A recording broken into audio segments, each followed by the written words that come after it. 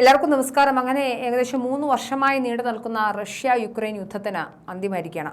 കഴിഞ്ഞ കുറേ ദിവസങ്ങളായി നമ്മൾ ഈ വിഷയവുമായി ബന്ധപ്പെട്ട് ചർച്ചകൾ നടത്തിയിരുന്നു. എന്തായാലും അധികം നാൾ യുക്രൈൻ യുദ്ധം പോവില്ല. കാരണം യുക്രൈനെ സംബന്ധിച്ചിടത്തോളം മറ്റ് രാഷ്ട്രങ്ങളെ പൂർണ്ണമായി ആശ്രയിച്ച്, ഏറ്റവും പ്രധാനമായും അമേരിക്കയെ മാത്രം ആശ്രയിച്ച് അവിടുന്ന് ഇടുന്ന ഫണ്ട് മാത്രം എടുത്തുകൊണ്ട് യുദ്ധം ചെയ്തുകൊണ്ടിരുന്ന ഒരു അവസ്ഥയാണ് ഉണ്ടായിരുന്നത്.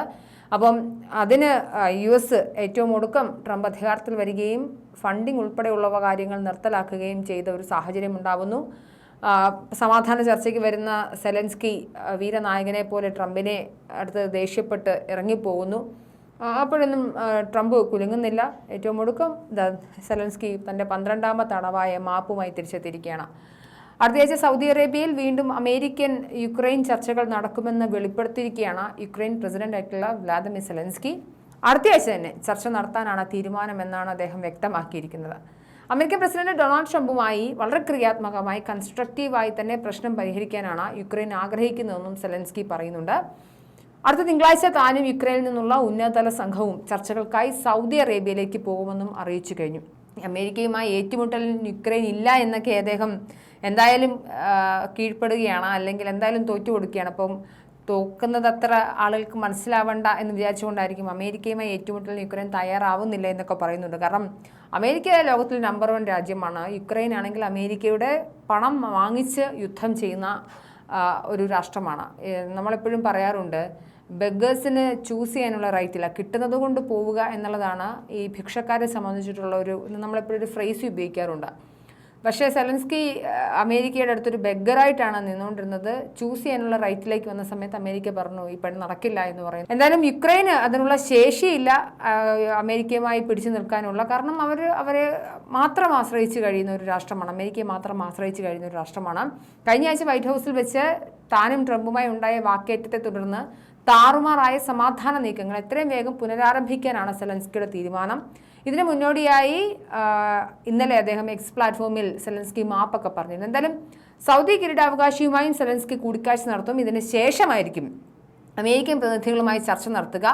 ഇതിനായി യുക്രൈൻ പ്രതിനിധി സംഘം സൗദിയിൽ തങ്ങാനുള്ള തീരുമാനങ്ങളൊക്കെ എടുത്തിരിക്കുന്നു. കഴിഞ്ഞ വെള്ളിയാഴ്ച വൈറ്റ് ഹൗസിൽ വെച്ച് സെലൻസ്കിയും ട്രംപും തമ്മിലുണ്ടായ വാക്പോരിനെ തുടർന്ന് ഈ അമേരിക്ക യുക്രൈന് നൽകി വന്നിരുന്ന, ഞാൻ ആദ്യം പറഞ്ഞ പോലെ സൈനിക സഹായവും ഇന്റലിജൻസ് സഹായവും ഒക്കെ പൂർണ്ണമായും നിർത്തിവെക്കാൻ ട്രംപ് ഉത്തരവിട്ടിരുന്നു.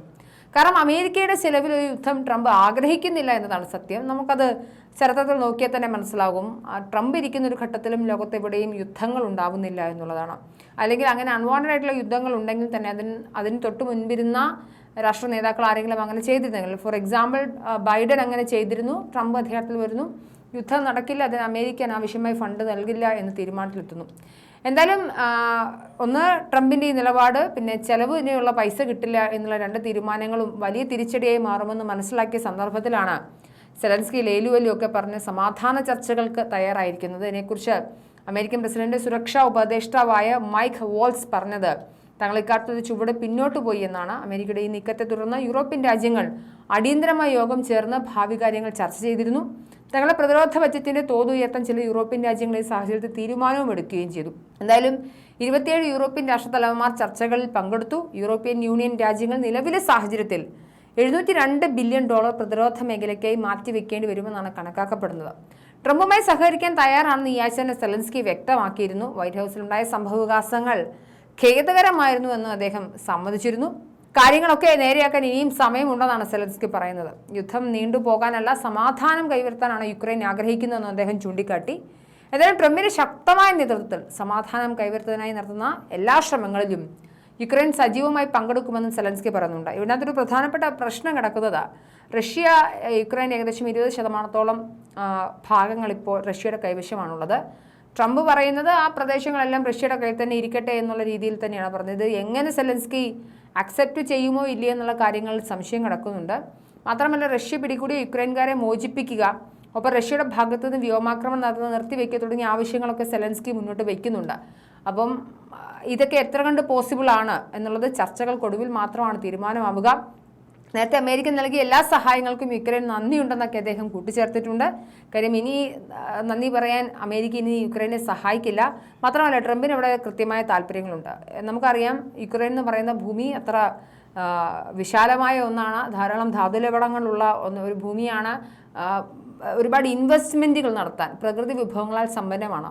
അതുകൊണ്ട് തന്നെ പ്രദേശത്തോട് ട്രംപിന് തീർച്ചയായിട്ടും താല്പര്യവുമുണ്ട്. ഈ താല്പര്യങ്ങളൊക്കെ പരിഗണിച്ചാണ് അദ്ദേഹം സെലൻസ്കിയുമായി കരാറിൽ ഒപ്പിട്ടുകൊണ്ട് അമേരിക്ക തീർച്ചയായിട്ടും യുക്രൈനിൽ ഇൻവെസ്റ്റ്മെൻറ്റുകൾ നടത്തും. അതിലൂടെ അവർക്ക് കൂടുതൽ വരുമാനമുണ്ടാകും. അപ്പോൾ എന്തായാലും സെലൻസ്കിയെ സംബന്ധിച്ച് പൂർണ്ണമായ അർത്ഥത്തിലൊരു എലിക്കൂട്ടിൽപ്പെട്ട അവസ്ഥയാണ്. കാര്യം ഫണ്ടില്ലാതെ യുദ്ധം നടക്കില്ല. ഫണ്ട് തരുന്ന അമേരിക്ക അത് നിർത്തിയിട്ടുണ്ട്. കാരണം അൺവാണ്ടഡ് ആയിട്ടുള്ള ഒരു യുദ്ധമായിരുന്നു ഇത്രയും നാളുണ്ടായത്. അപ്പോൾ എന്തിനു വേണ്ടിയായിരുന്നു യുദ്ധം എന്ന ചോദ്യം വീണ്ടും ബാക്കിയാവുകയാണ്.